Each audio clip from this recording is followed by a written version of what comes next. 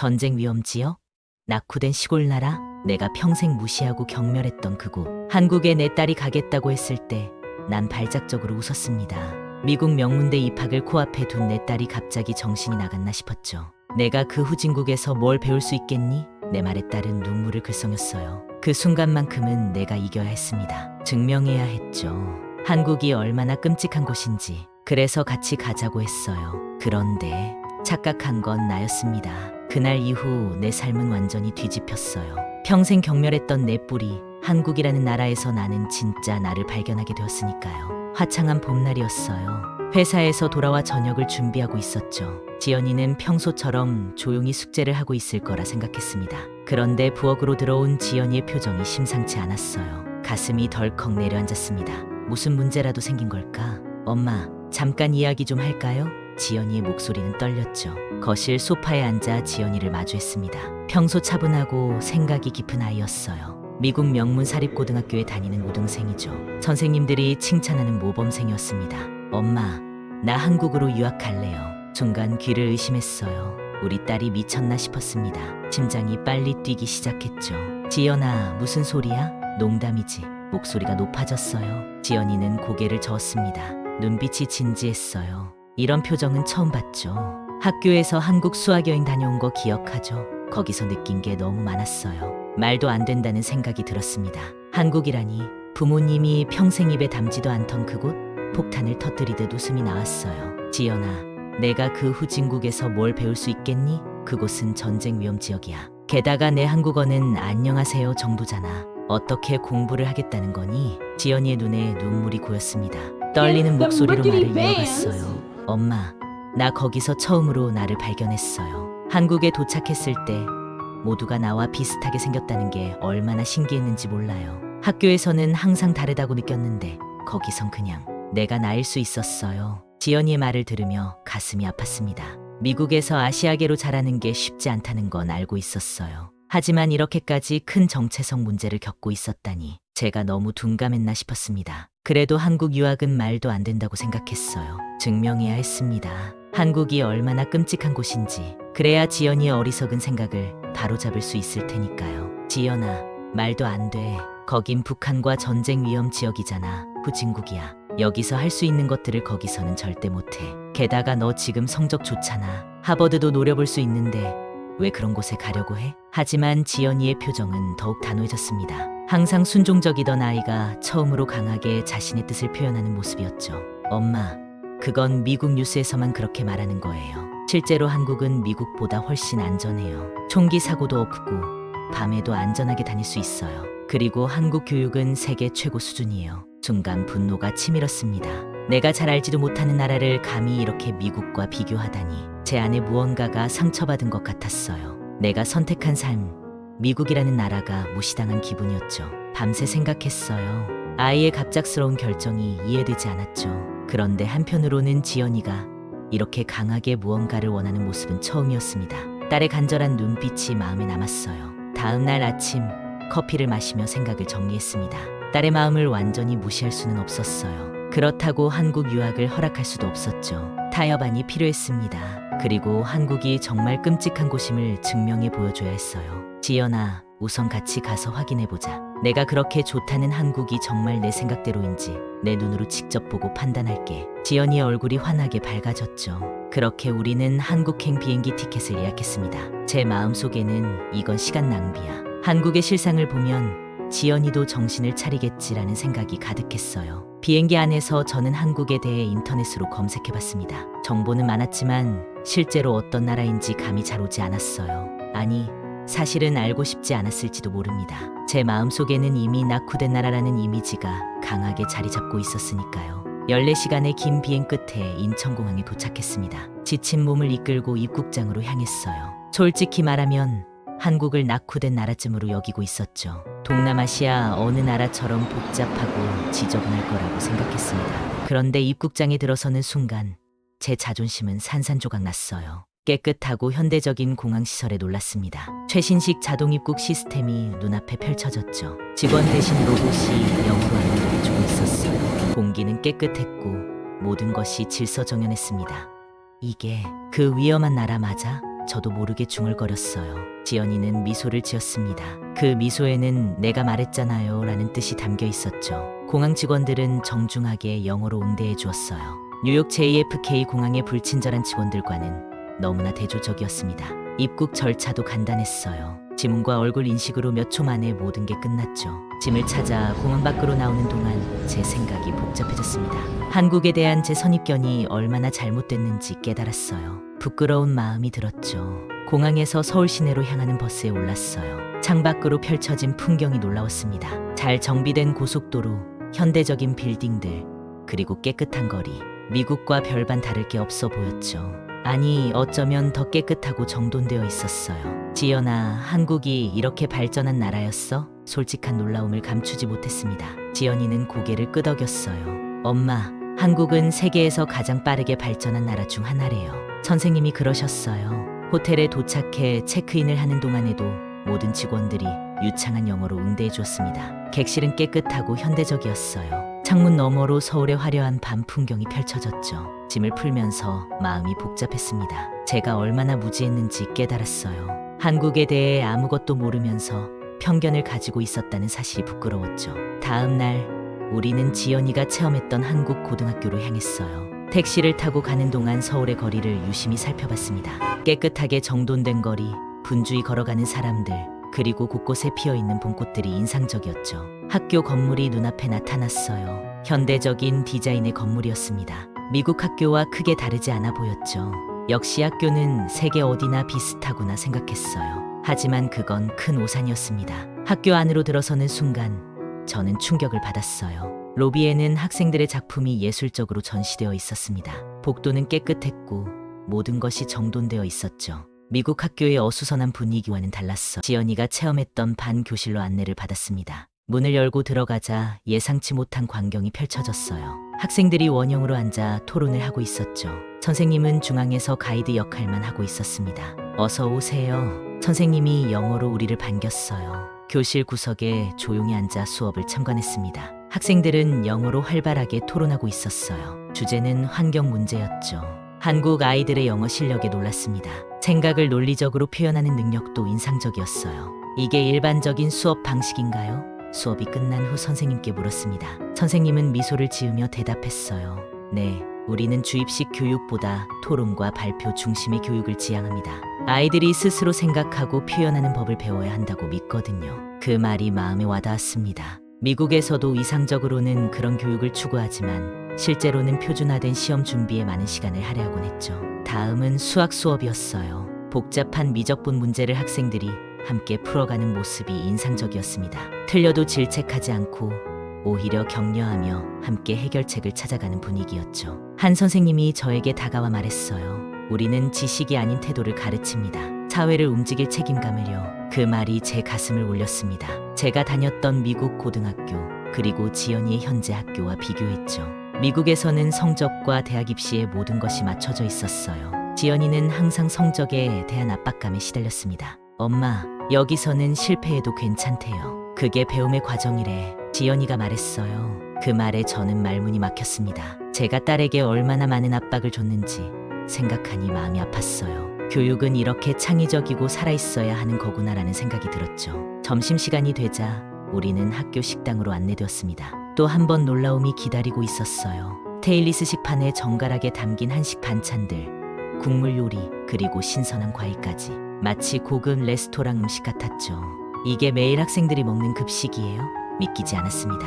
교사가 설명해 주었어요. 네, 우리는 학생들의 영양 균형을 매우 중요하게 생각합니다. 성장기 아이들에게 건강한 식사는 기본이죠. 미국의 학교 급식을 떠올렸습니다. 기름진 피자, 통조림 콩, 맛없는 초콜릿 우유. 비교할 수도 없었죠. 학교 투어를 마치고 나오며 지연이가 물었어요. 엄마, 어떻게 생각해요? 솔직히 답했습니다. 놀랍네. 내가 상상했던 것과 완전히 달라. 지연이의 눈이 반짝였어요. 그렇죠. 여기서는 배움이 즐거워요. 경쟁보다는 협력을, 암기보다는 이해를 중요하게 생각하거든요. 다음 날 우리는 서울의 일상을 체험하기로 했습니다. 지연이가 수학여행 때 인상 깊었다던 광장시장으로 향했어요. 미로 같은 시장 골목에 들어서자 다양한 냄새와 소리가 저를 반겼습니다. 음식 냄새, 상인들의 활기찬 목소리, 그리고 사람들의 웃음소리까지 모든 것이 생동감 넘쳤죠. 나이 지긋한 할머니가 큰 철판에서 빈대떡을 부치고 계셨어요. 손님들이 북적거렸죠. 우리도 줄을 섰습니다. 할머니께서 저희를 보시더니 미소 지으셨어요. 어디서 왔어요? 할머니가 물으셨습니다. 미국에서 왔어요. 지연이가 대답했죠. 할머니는 눈을 크게 뜨시더니 더 큰 빈대떡을 부쳐주셨어요. 그리고 우리에게 건네시며 말씀하셨습니다. 멀리서 온 손님, 더 드세요. 그 작은 친절에 가슴이 따뜻해졌어요. 뉴욕에서는 절대 경험할 수 없는 순간이었죠. 빈대떡은 정말 맛있었습니다. 겉은 바삭하고 속은 촉촉했어요. 신선한 재료의 맛이 그대로 느껴졌습니다. 시장을 구경하다 길을 잃었어요. 골목이 너무 복잡했죠. 지도를 들여다보며 방향을 찾으려는데 한 중년 남성이 다가왔습니다. 도와드릴까요? 그분이 물으셨어요. 우리가 호텔로 돌아가고 싶다고 하자 그분은 잠시 생각하시더니 말씀하셨습니다. 제가 안내해 드릴게요. 따라오세요. 놀랍게도 그분은 10분 넘게 우리와 함께 걸으며 호텔 방향으로 안내해 주셨어요. 바쁜 일상 중에도 낯선 외국인을 위해 시간을 내주신 거죠. 감사 인사를 하니 그저 미소로 답하시고는 가셨습니다. 엄마, 이런 경험 뉴욕에서는 상상도 못했죠? 지연이가 물었어요. 맞는 말이었습니다. 뉴욕에서 20년 넘게 살았지만 이런 종류의 따뜻함은 거의 경험하지 못했죠. 사람들은 각자의 삶에 바빴고 낯선 일을 돕는 일은 드물었어요. 저녁에는 남대문 야시장을 찾았습니다. 수많은 음식 노점상, 옷가게, 액세서리 상점이 즐비했죠. 한 포장마차에서 떡볶이를 주문했어요. 주인 아주머니는 우리가 외국인인 걸 알고 덜 맵게 해주셨습니다. 처음 먹는 거면 조금 맵지 않게 해드릴게요. 그 배려가 감동적이었죠. 떡볶이를 먹으며 주변을 둘러보니 사람들이 서로 웃고 대화하는 모습이 보였습니다. 낯선 이들과도 자연스럽게 어울리는 모습이 인상적이었어요. 엄마, 여긴 사람 냄새 나는 곳이야. 지연이가 웃으며 말했습니다. 그 말에 문득 눈물이 났어요. 성공만을 좇으며 살아온 제 삶에서 저는 얼마나 많은 사람 냄새를 놓쳐왔던 걸까요? 미국에서의 삶은 편리하고 익숙했지만 어쩌면 너무 메마르지 않았나 하는 생각이 들었습니다. 다음 날 저녁 우리는 호텔 근처를 산책하기로 했어요. 지연이가 말했습니다. 엄마, 나 편의점에 좀 다녀올게요. 시계를 보니 밤 11시였어요. 저는 경악했죠. 밤 11시에 혼자서? 안 돼. 위험해. 미국에서는 밤에 혼자 나다니는 건 상상도 할 수 없는 일이었어요. 특히 젊은 여성이라면 더욱 그랬죠. 아무리 안전한 동네라도 밤에는 항상 조심해야 했습니다. 하지만 지연이는 고개를 저었어요. 엄마, 여긴 안전해요. 수학여행 때도 밤 12시까지 밖에 있었는데 아무 일도 없었어요. 여전히 불안했습니다. 딸을 혼자 보낼 수 없었어요. 그럼 내가 같이 갈게. 결국 저도 따라 나섰습니다. 호텔 밖으로 나오자 놀라운 광경이 펼쳐졌어요. 밤 11시인데도 거리는 여전히 밝고 사람들로 붐볐죠.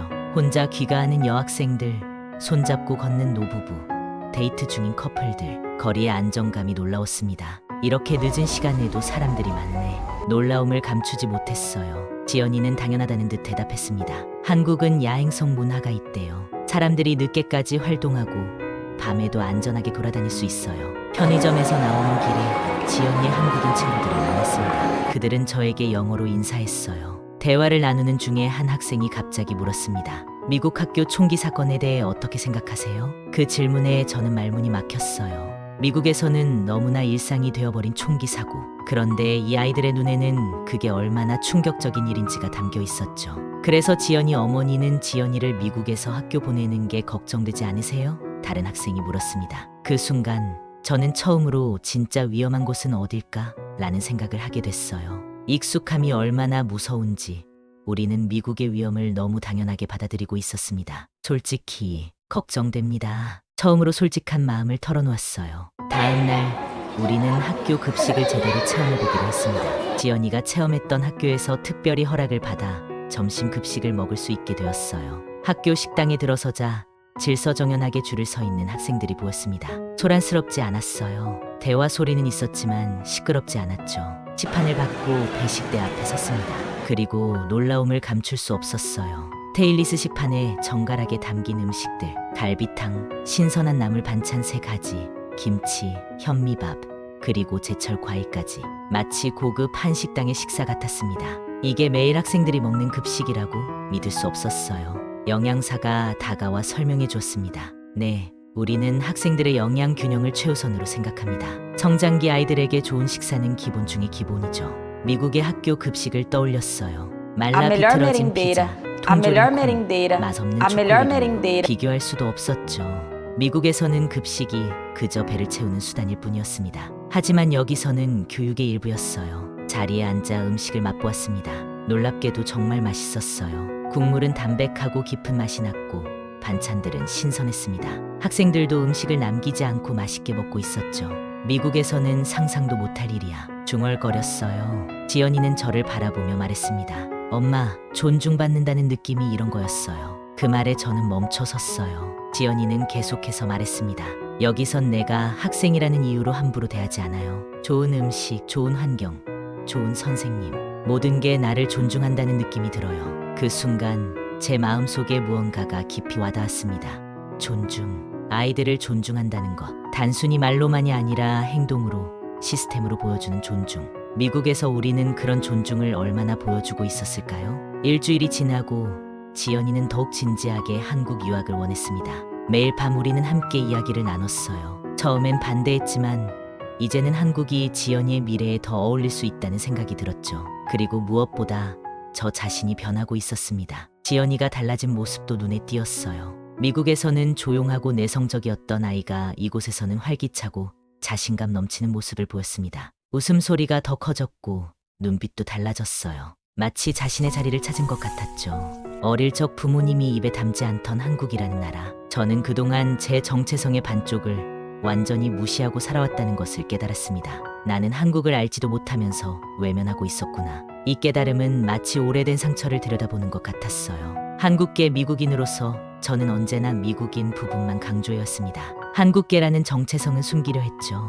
그건 어쩌면 부모님의 영향이었을지도 모릅니다. 부모님은 미국에서 차별받지 않기 위해 한국인이라는 정체성을 숨기셨고 저도 그렇게 자라왔으니까요. 마지막 날 우리는 한강공원에 앉아 석양을 바라보았습니다. 지연이가 물었어요. 엄마, 정말 나 혼자 여기 남겨두고 갈 거예요? 그 질문에 제 마음이 무너졌습니다.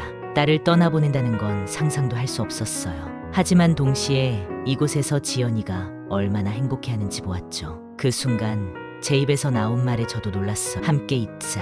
지연이의 눈이 커졌습니다.